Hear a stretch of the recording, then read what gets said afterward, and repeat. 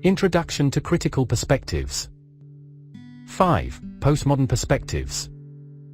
A. Multiple choice questions. 1. Which of the following statements best reflects the postmodern perspective? A. There is no clear-cut dividing line between fact and fiction in writing. B. A literary text has a single and definite meaning. C. Readers can find a fixed meaning of a literary text. D. Writers should be reliable in the narration of the events. 2. When the writer or his/her narrator talks about the process of writing, it is called A. Metafiction. B. Intertextuality. C. Magic realism. D. Unreliable narration.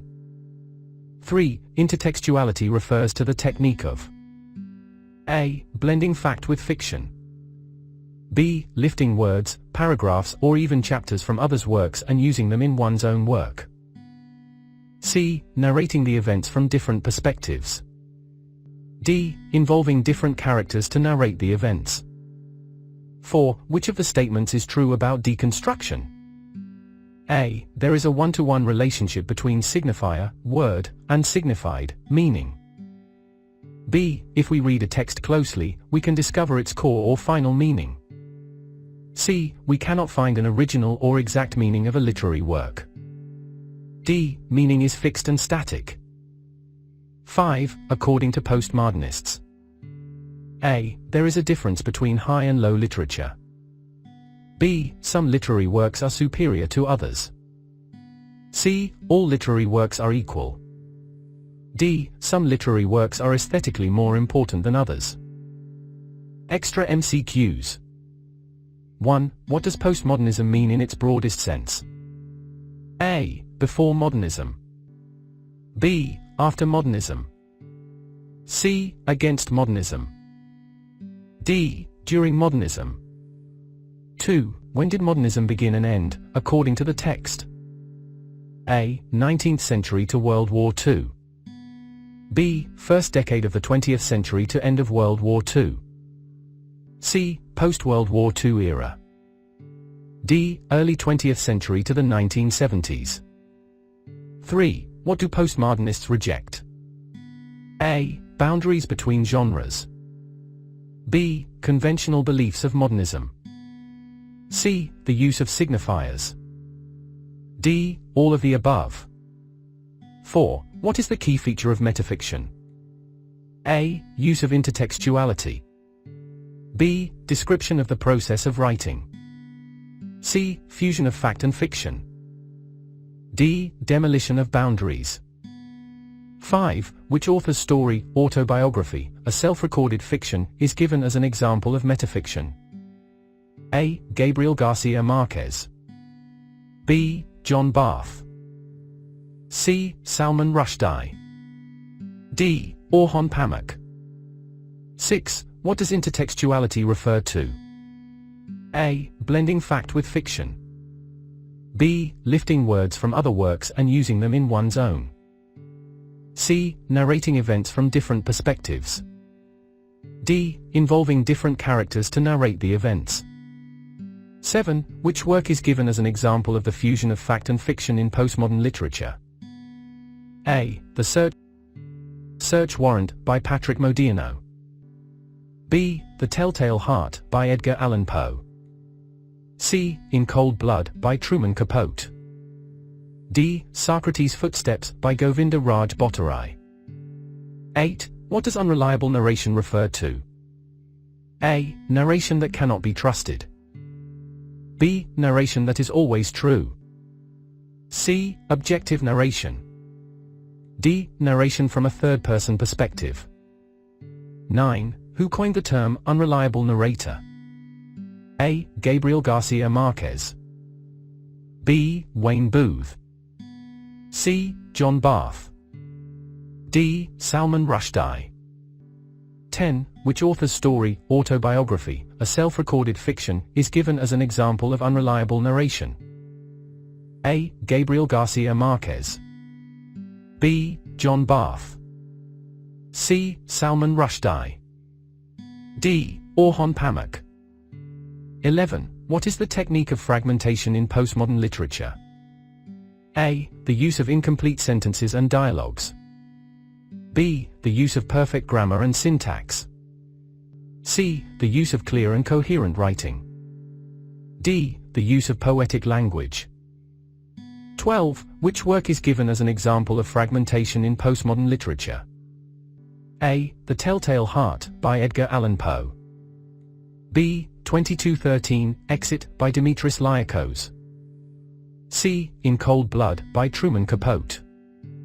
D. Socrates' Footsteps, by Govinda Raj Bhattarai.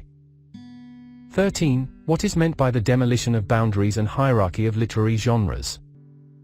A. Breaking down barriers between different literary forms. B. Elevating one genre over others. C. Creating strict classifications for genres. D. Exclusively using one genre in a work. 14. Which author's work, In Cold Blood, is given as an example of the demolition of boundaries between genres? A. Gabriel Garcia Marquez. B. John Barth. C. Truman Capote. D. Salman Rushdie. 15. What do postmodernists believe about high art and low art? A. They prioritize high art over low art. B. They reject the distinction between high art and low art. C. They consider low art superior to high art. D. They believe high art is for the elite only. 16. What does postmodernism mean in its broadest sense? A. It means modernism came after postmodernism. B. It means it is against modernism. C. It means it emerged after the decline of modernism. D. It means it supports modernism. 17. What did modernism believe in? A. Perfection and completeness. B. Fragmentation and ambiguity. C. Multiple meanings and open-endedness. D. Traditional values and systematicity. 18. Postmodernism is characterized by the rejection of A. Ambiguity. B. Fragmentation. C. Centrality. D. Traditional values. 19. Which of the following authors is not associated with postmodern literature? A. T.S. Eliot. B. Salman Rushdie. C. Vladimir Nabokov. D. Kurt Vonnegut. 20. What is the literary technique in which the narrator describes the process of writing itself? A. Intertextuality. B. Magic realism. C. Metafiction. D. Unreliable narration. 21. What is the term for the literary technique of using other works in one's own work? A. Fragmentation. B. Self-reflexivity. C. Intertextuality. D. Fusion of fact and fiction. 22. What is the technique of blending reality with magical elements called? A. Fragmentation. B. Intertextuality. C. Fusion of fact and fiction. D. Magic realism. 23. What is the term for a narrator whose words are not trustworthy and should be doubted? A. Unreliable narrator. B. First-person narrator. C. Omniscient narrator. D. Reliable narrator. 24. Which technique in postmodern literature reflects the fragmented and chaotic nature of the world? A. Self-reflexivity. B. Fusion of fact and fiction. C. Fragmentation. D. Intertextuality. 25. What is the term for breaking down the boundaries between different literary genres? A. Self-reflexivity. B. Fragmentation. C. Demolition of boundaries. D. Fusion of fact and fiction. 26. According to postmodernists, how do they regard the hierarchy between high and low art? A. They maintain and reinforce it. B. They emphasize high art over low art. C. They abolish it and consider all art equal. D. They prioritize low art over high art. 27. 27. What does deconstruction challenge regarding language and reality? A. It suggests a one-to-one correspondence between signifier and signified. B. It emphasizes the fixed relationship between words and objects. C. It avoids the notion of correspondence between language and reality. D. It promotes a singular and definite meaning of words. 28. What is the main idea of a plurality of meanings in postmodern literature? A. A text has only one fixed meaning. B. A text has a single, universal interpretation. C. A text is open to multiple interpretations and meanings. D. A text's meaning is always clear and unambiguous. 29. Who is known for the concept of deconstruction in postmodernism? A. Jacques Derrida. B. Wayne Booth. C. T.S. Eliot. D. Vladimir Nabokov. 30. What does deconstruction reveal in texts? A. The singular and absolute meaning. B. The unity and coherence of a text. C. Conflicts, silences, and fissures. D. The correspondence between language and reality. B. Short questions. 1. What is postmodernism? Name some of the key postmodern writers in English and Nepali literature. Postmodernism is a literary and cultural movement that emerged in the mid-20th century, reacting against the principles of modernism. It challenges traditional forms of art, literature, and culture, questioning notions of truth, authenticity, and the stability of meaning. Postmodernism is characterized by a rejection of grand narratives, a distrust of authority, and an emphasis on fragmented, open-ended narratives. In Nepali literature, postmodernism gained prominence in the late 20th century with writers like Pupi Siachan, who challenged conventional norms with his innovative use of language and themes. Similarly, Bishwar Prasad Koirala's novel, Sumnama, can be seen as an early example of postmodern literature in Nepali, as it plays with the boundaries of reality and imagination. In English literature, postmodernism found expression through writers like Rukmini Bai Aner, whose poetry experiments with language and meaning. Indian authors like Salman Rushdie, known for works like Midnight's Children, and Arundhati Roy, author of The God of Small Things, employ postmodern techniques to challenge established norms and tell complex, non-linear stories. These writers use techniques such as metafiction, intertextuality, and fragmentation to create narratives that challenge conventional storytelling methods, inviting readers to question and interpret their works in multiple ways. Postmodernism, both in Bazaar English and Nepali literature, has opened up new avenues for creativity and expression, pushing boundaries and redefining the relationship between author, text, and reader. 2. What is postmodernism? Does it focus on uniformity or diversity? Can there be absolute truth? Postmodernism is a cultural, intellectual, and artistic movement that emerged in the mid-20th century as a reaction against the principles and assumptions of modernism. It is characterized by a skepticism towards grand narratives, a rejection of absolute truths, and an emphasis on the complexity and diversity of human experiences. Postmodernism challenges established norms and questions the stability of meaning in language, art, literature, and culture. Unlike modernism, which often sought universal truths and principles, postmodernism embraces diversity and acknowledges the multiplicity of perspectives. It recognizes that there are no singular, objective truths that apply universally to all situations and contexts. Instead, truth and meaning are considered contingent on various factors, including cultural, social, and historical contexts. In essence, postmodernism emphasizes the subjective nature of truth, acknowledging that individuals and communities construct their own interpretations of reality. It also values diversity of thought and expression, celebrating different voices and perspectives. Postmodernism encourages critical thinking and an openness to multiple interpretations of a text or work of art.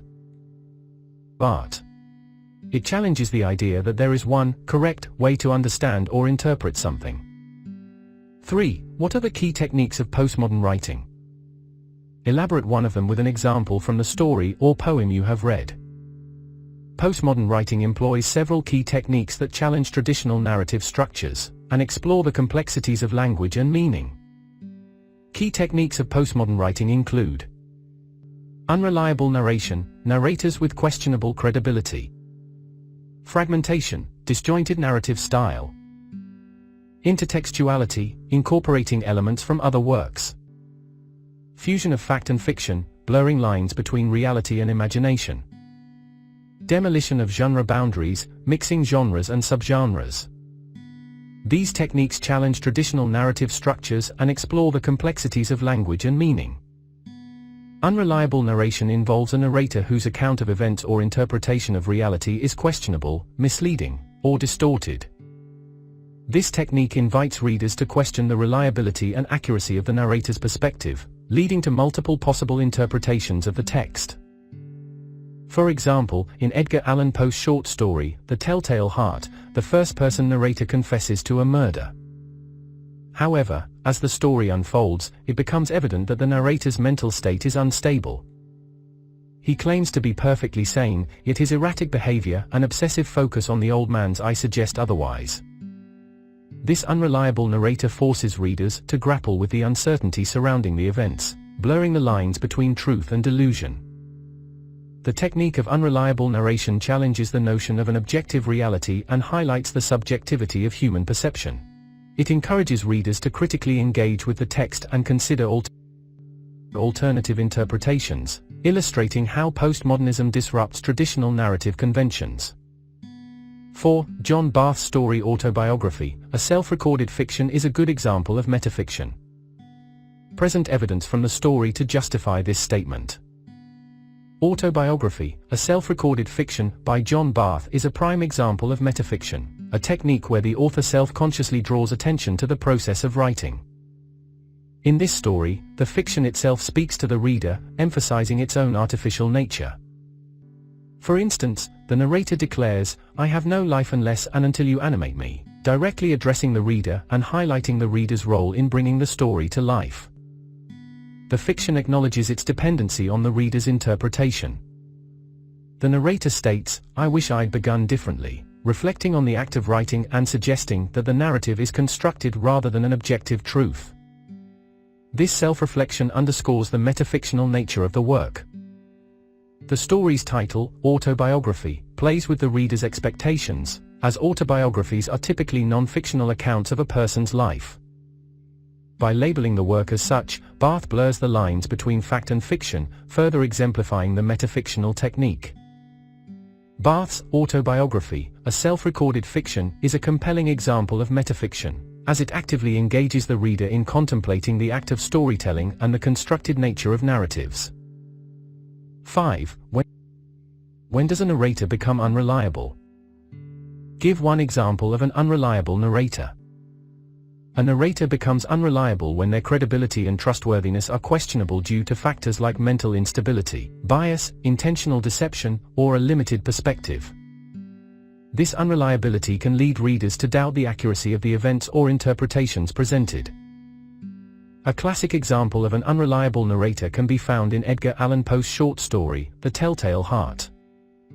The first-person narrator insists on their sanity while describing their meticulous murder of an old man with a vulture eye. However, their obsession with the eye and their insistence that they are not mad reveal a deep psychological instability.